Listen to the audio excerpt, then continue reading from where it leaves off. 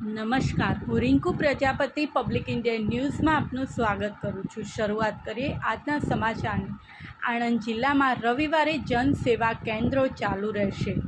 શિક્ષણ બોર્ડ દ્વારા તાજેતરમાં ધોરણ 10 અને 12ના પરિણામો જાહેર કરવામાં આવ્યા હતા, જેને લઈ વિદ્યાર્થીઓને શાળા કોલેજોમાં પ્રવેશ માટે આવકના દાખલા, જાતિના દાખલા તેમજ અન્ય નાગરિકલક્ષી સેવાઓ જનસેવા કેન્દ્રો ખાતેથી પૂરી પાડવા આણંદ જિલ્લા કલેક્ટરે રવિવારે જનસેવા કેન્દ્રો ચાલુ રાખવા તાકીદ કરી છે।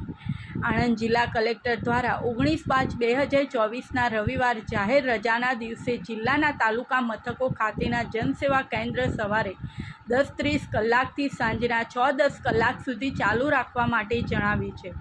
જિલ્લાના નાગરિકોને નાગરિકલક્ષી સેવાઓ જનસેવા કેન્દ્ર ખાતેથી મળી રહે, ઉપરાંત ધોરણ 10 અને 12ના પરિણામો પછી આવકના અને જાતિના દાખલા સમયસર વિદ્યાર્થીઓને મળી રહે તે માટે રજાના દિવસે પણ જનસેવા કેન્દ્ર ચાલુ રહેશે તેમ જણાવ્યું છે।